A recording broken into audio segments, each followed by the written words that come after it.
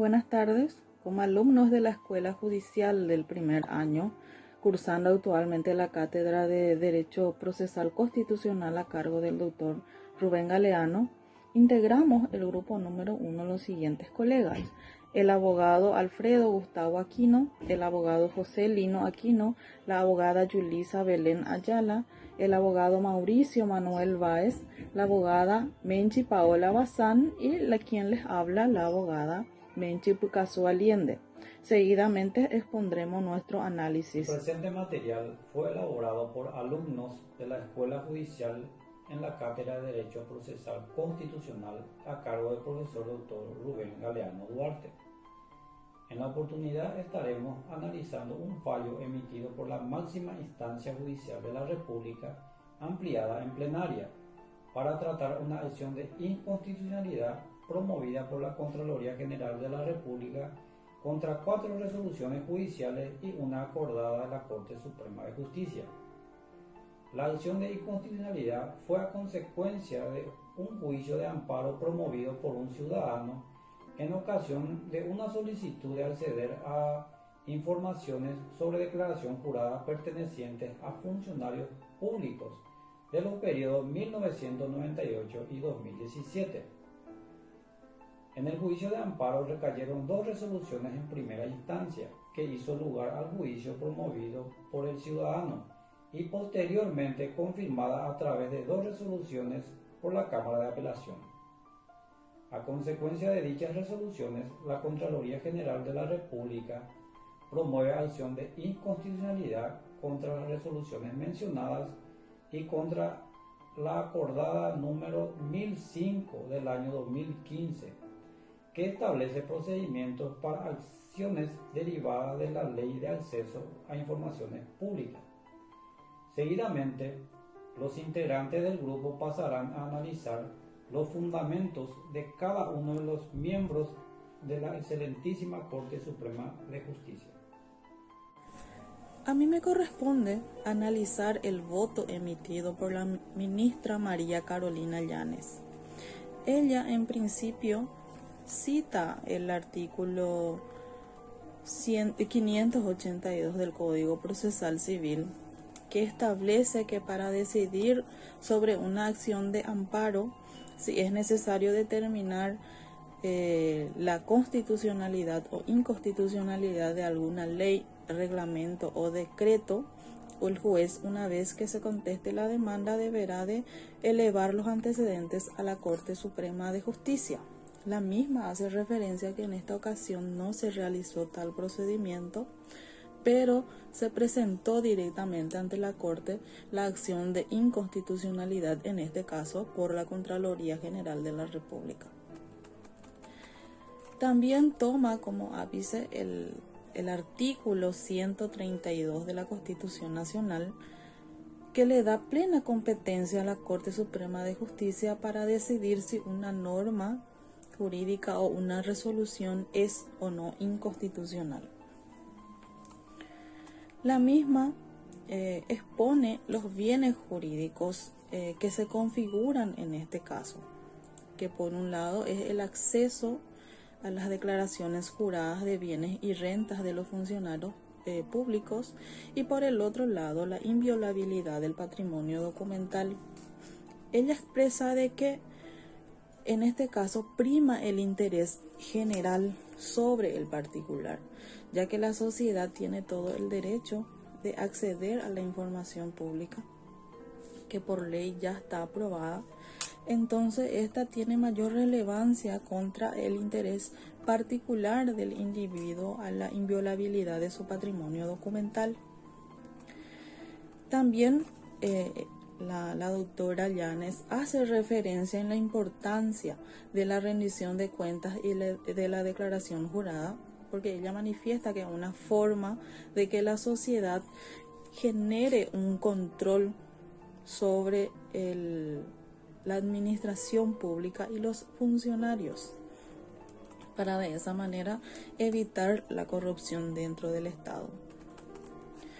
Ella cita algunos artículos de tratados internacionales que por ley fueron aprobados en nuestro país, Una de ellas es la Convención Internacional de la OEA, que básicamente estipula medidas de prevención contra la corrupción. También cita a la Convención de las Naciones Unidas contra la Corrupción, que estipula las pautas que deberíamos como país adoptar para prevenir y combatir la corrupción.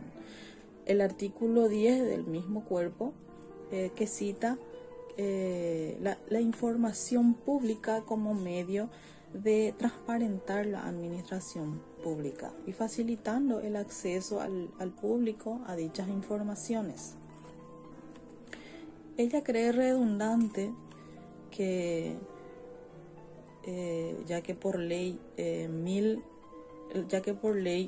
número 5282/14 se estableció que la información tiene carácter público, también limitando las excepciones de dicho acceso, y menciona a la ley 5189/14 que amplía el acceso incluyendo a las remuneraciones y demás atribuciones que tiene el funcionario. Referente a la acordada, que también fue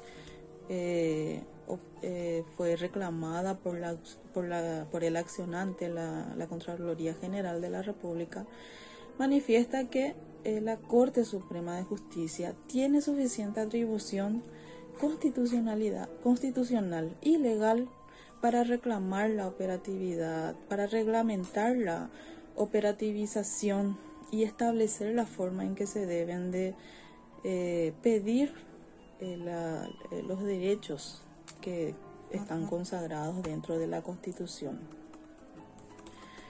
Ella manifiesta que el amparo como una garantía constitucional fue impuesta por las vías correctas y por lo tanto no considera que fue arbitraria. La misma rechazó la acción de inconstitucionalidad interpuesta contra las resoluciones y acordadas analizadas, imponiendo las costas en el orden causado. En mi opinión, la magistrada realizó un análisis exhaustivo y se amparó, valga la redundancia, en principios legales y disposiciones normativas positivas en nuestro sistema. Por lo tanto, concuerdo con ella en todos los argumentos que manifestó para basar su voto. Lo único que detallo es la imposición de costas en el orden causado, ya que debería de imponerse a la parte perdidosa. Muchas gracias. Del análisis realizado por la magistrada María Mercedes Bullermini Panumbo, en la cual la misma hace mención que la Contraloría ha presentado una acción de inconstitucionalidad en contra del fallo que hace lugar al pedido de información pública, como también indirectamente a la acordada número 1005 de fecha 21 de septiembre del año 2015, la cual regula el procedimiento para solicitar información pública, que también ha sido cuestionada su inconstitucionalidad. Sobre el punto de la acordada, en primer lugar, la magistrada refiere que la Contraloría General de la República, al haber permitido la tramitación y la posterior resolución de la litis, no puede en ese sentido cuestionar la constitucionalidad de dicha acordada, que solo reguló la tramitación y la vía judicial para ese pedido de información pública. Ahora bien, sobre los demás puntos, la magistrada concluye la inconstitucionalidad parcial de la sentencia impugnada, ya que permite el acceso público a los datos y bienes de los cónyuges y parientes de los funcionarios públicos hasta el segundo grado, en cuyo caso resalta que debe darse un equilibrio entre la información, privacidad o intimidad, fundado en los principios de finalidad y proporcionalidad, derechos estos que también han sido consagrados en la Constitución Nacional y que también afectan a los funcionarios públicos. La magistrada funda su voto en nuestra normativa, también en las declaraciones internacionales, en la doctrina y jurisprudencia tanto nacional como internacional, y haciendo una especial mención de la doctrina italiana, en donde el comentarista Niccolò Zanon refiere que existe un posible conflicto entre las necesidades de transparencia e información por un lado, y por otro lado los derechos de las personas que actúan dentro de la función pública. Desde mi punto de vista, la magistrada ha obrado conforme a los principios constitucionales al declarar que no corresponde la inconstitucionalidad de la acordada número 1005 de fecha 21 de septiembre del año 2015, ya que solo existe para regular el procedimiento para la tramitación judicial de solicitud de los datos requeridos, y la Contraloría General de la República no solo se adhirió a la tramitación, sino que también ha permitido que recaiga una resolución en la controversia. Por lo tanto, me adhiero a su opinión. Y con relación a la declaración de inconstitucionalidad parcial, también comparto la misma opinión que la magistrada, ya que en lo que respecta a los bienes de los parientes y cónyuges de los funcionarios públicos, se debe establecer un límite para no ofender e incluso violar derechos constitucionales como lo es el derecho a la intimidad. Por otra parte, la Contraloría General de la República no tiene razón para denegar la información al ciudadano Juan Carlos Lescano Flecha, ya que la vía de amparo ha sido interpuesta conforme a la ley y ha sido otorgada de manera correcta en el fallo del juez de primera instancia. Por lo tanto, también me adhiero a la opinión de la magistrada. Como integrante del Grupo 1 de la Cátedra de Derecho Procesal Constitucional a cargo del profesor Dr. Rubén Galeano Duarte, me toca analizar el voto del Dr. Alberto Martínez Simón sobre un fallo emitido por la Corte Suprema de Justicia ampliada en plenaria para tratar una acción de inconstitucionalidad promovida por la Contraloría General de la República en contra de 4 resoluciones judiciales y contra la acordada número 1005 del año 2015. Esto es a consecuencia de un juicio de amparo promovido por un ciudadano para acceder a informaciones de declaración jurada de bienes, rentas, activos y pasivos de funcionarios públicos, correspondiente a los periodos 1998 y 2017 respectivamente. Los fundamentos expuestos por la Contraloría General de la República son los siguientes. El mismo alega ser garante del patrimonio documental privado de las personas y por ende está obligada a la custodia de tales registros.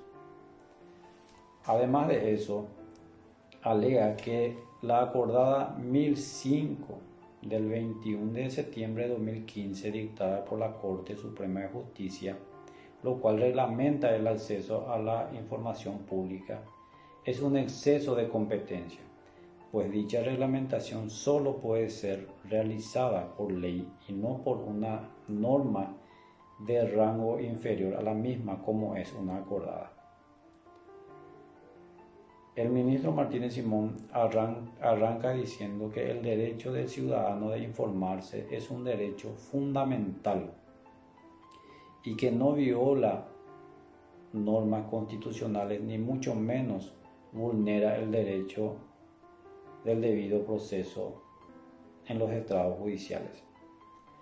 Su fundamento se basó principalmente en que la Contraloría General de la República no es custodio o garante del patrimonio de los funcionarios públicos como erradamente quiso hacer creer. Además, dicha excusa no puede invocarse para vulnerar derechos o garantías constitucionales como ser el derecho de la persona a recibir información veraz, responsable y ecuánime, prescrita en el artículo 28 de la Constitución Nacional, en concordancia con la Ley número 5282 de libre acceso del ciudadano a la información pública y transparencia gubernamental. Además, el ministro alega que la Corte Suprema de Justicia, en caso de falta de reglamento es necesario un camino procesal que al mismo tiempo cumpla con las exigencias del artículo 25 de la Convención Americana de Derechos Humanos, que fuera ratificada por nuestro país por ley número 1 del año 1989, y que indica que la obligación rápida a fin de hacer valer los derechos fundamentales reconocidos por dicha Constitución, que al mismo tiempo está reconocido por nuestro país.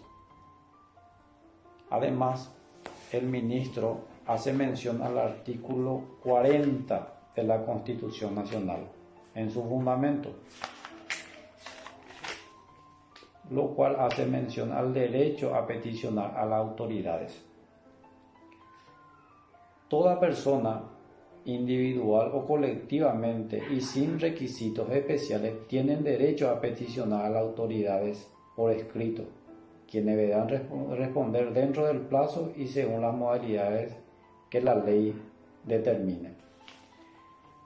El artículo 45, como fundamento del rechazo de la acción de inconstitucionalidad, y específicamente sobre la acordada 1005 del año 2015, menciona que el artículo 45, que dice que los derechos y garantías no enunciados, las enunciaciones de los derechos y garantías contenidas en esta Constitución no debe entenderse como negación de otros derechos, que siendo inherentes a la personalidad humana no figuran expresamente en ella. La falta de ley reglamentaria no podrá ser invocada para negar ni para menoscabar algún derecho o garantía. Concuerdo con lo expuesto precedentemente, pues la vía idónea para hacer efectiva el derecho de un ciudadano que fuera lesionado por acción u omisión por las autoridades o de un particular, sin lugar a duda, es la vía de amparo. Pero debo admitir, en mi opinión personal, que la presente acción analizada no se hubiera ni siquiera admitido. Debió ser rechazada in limine, pues a todas luces no hubo violación de normas constitucionales, ni mucho menos vulnerado el debido proceso de las partes en la tramitación del amparo. Además, se debió imponer las costas a la perdidosa, por el hecho de que todos los desgastes de las partes, iniciados en primera instancia y luego en la Cámara de Apelación y por último llegar hasta la Corte, toda la movilidad del aparato judicial hasta la conclusión del juicio de inconstitucionalidad debió ser aplicada a la costa a la perdidosa, como es la Contraloría General de la República. Muchas gracias. Continuando con los votos, haré un resumen sobre los fundamentos del doctor Manuel de Jesús Ramírez Candia. Primeramente, él menciona que las sentencias judiciales impugnadas no son inconstitucionales porque cumplen con el objeto del proceso de amparo, la cual es la protección de principios y derechos constitucionales. Hace énfasis en el principio republicano que goza nuestro Estado paraguayo, ya que a través de las publicaciones de las declaraciones juradas de los bienes y rentas de los funcionarios públicos se podrá efectivizar. Considera también que es oportuno que estas declaraciones se hagan públicas, ya que a través de esto la ciudadanía podrá ejercer un control sobre las actuaciones de estos funcionarios, ya que se podrá valorar la idoneidad que gozan, ya sea técnica o moralmente. Menciona también que a través de estos fallos impugnados se hacen efectiva el cumplimiento del artículo 28 de la Constitución Nacional. Así también menciona el artículo 556 del Código Procesal Civil, en donde se estipula cuando las resoluciones judiciales son inconstitucionales, y estas son cuando por sí sean contrarias a la Constitución o estén fundadas en actos normativos contrarios a esta. Si bien el accionante impugna estas resoluciones por creer que son inconstitucionales al no cumplir con los presupuestos fácticos mencionados en el artículo 134 de la Constitución, Al analizar los fallos se encuentran que existe un acto ilegítimo consistente en la negación de proveer dicha información pública, lo que lesiona directamente lo estipulado en el artículo 28 de la Constitución Nacional.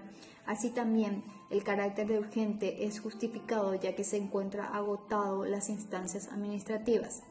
Por último, él señala que las resoluciones impugnadas se encuentran fundadas en el artículo 28 de la Constitución y en la Ley 5.282 del año 2014 de nuestra legislación, por lo que él rechaza la acción de inconstitucionalidad y hace efectiva la publicación de las declaraciones juradas de las rentas y bienes de los funcionarios públicos. Por lo que a mí concierne, haciendo una crítica a los fundamentos del ministro, considero que se ha referido a los puntos de discusión de una manera breve y superficial, no pronunciándose por ninguna resolución en específica. Si bien su fundamento se basa en el artículo 28 de la Constitución y en el principio republicano, sería conveniente que podría explayarse sobre puntos específicos o resoluciones impugnadas específicamente para que se pueda individualizar mejor el caso en concreto.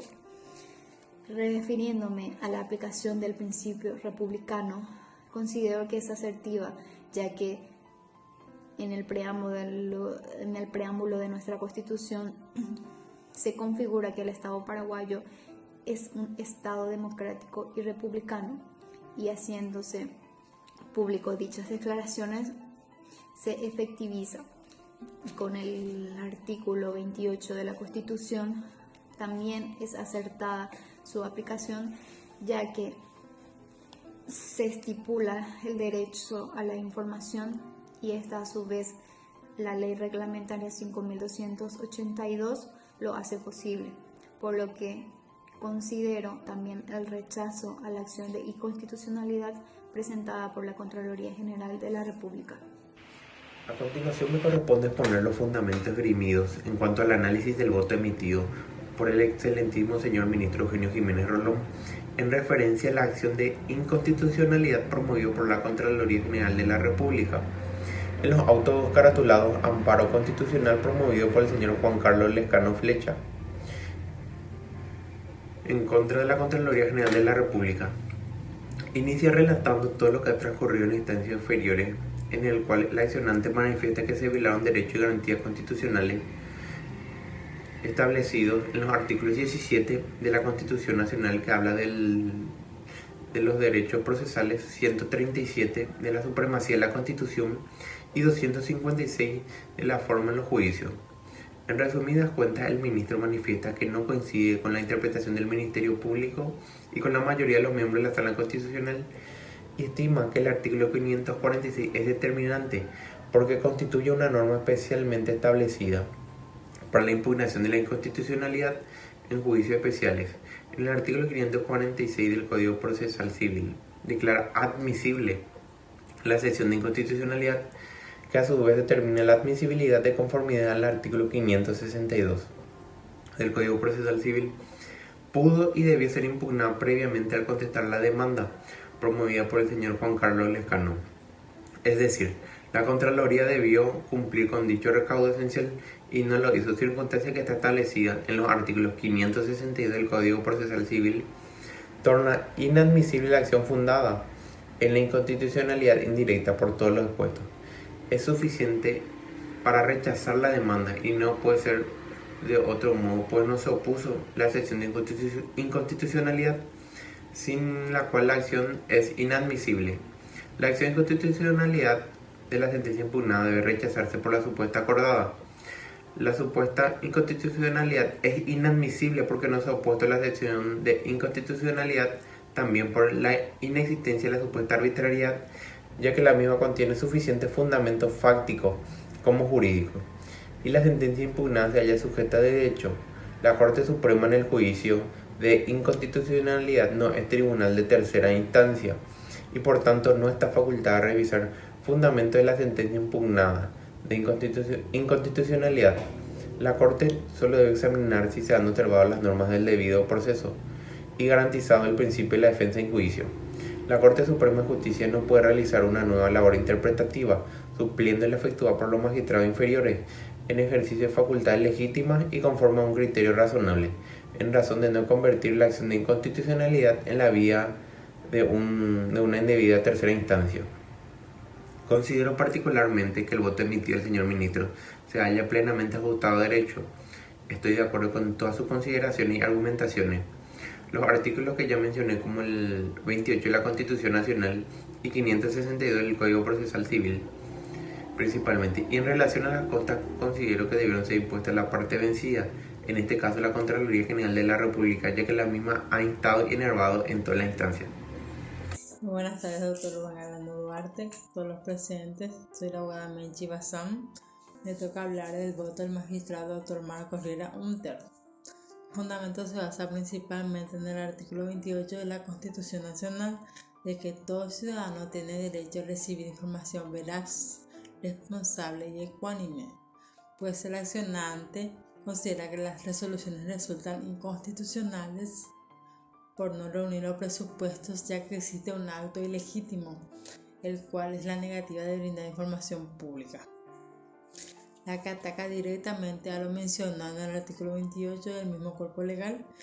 En cuanto a la urgencia, se da por haber agotado las instancias administrativas. Sostiene el accionante que la acordada número 1005/15 es inconstitucional porque invade no solamente competencias reservadas a la ley, sino que también invade competencias que son propias de la misma Constitución Nacional, según expresa el artículo 131 de la Constitución, para hacer efectivos los derechos consagrados. En esta Constitución se establecen las garantías contenidas en este capítulo, las cuales serán reglamentadas por la ley. En síntesis, la conducta normativa de la autoridad pública debe ejercerse en el marco de las competencias legales que, como se dijo, se funda en el principio de legalidad, que tiene base constitucional asentado en el artículo 137 de la Constitución Nacional. Los funcionarios y empleados públicos están obligados a presentar a la Contraloría sus declaraciones juradas de bienes y rentas dentro de los 15 días de haber tomado posesión del cargo y en igual término al cesar en el mismo. Que la información sea pública no significa que pueda ser utilizada con otros fines diferentes a los de los pilares en los que se sostenga la necesaria renovación del ejercicio del poder en nuestra República. Por los fundamentos antes dichos, corresponde rechazar la acción de inconstitucionalidad peticionada por la Contraloría General de la República. Acato la decisión del ministro doctor Marcos Riera. Gracias por su atención. A continuación, otros compañeros estarán dando más su opinión sobre los votos de otros magistrados. Finalmente, coincidimos de manera unánime que el fallo emitido por la Corte Suprema de Justicia, ampliada en plenaria, se ajusta plenamente a derecho y que han realizado consideraciones amplias y extensas sobre las cuestiones sometidas a debate, y que no se ha violado normas constitucionales, ni mucho menos el debido proceso por los órganos judiciales de menor jerarquía. Además, se ha dejado precedente que el derecho a la información es un derecho humano fundamental y que no puede ser vulnerado ni menoscabado por ninguna autoridad pública, y en especial por aquellos que administran fondos públicos. Disentimos con la imposición de costas en el orden causado. La Contraloría General de la República ha instado y enervado el análisis en toda la instancia judicial. Por ende, debió imponerse a la misma como vencida, a tenor del artículo 192 del Código Procesal Civil y demás concordantes.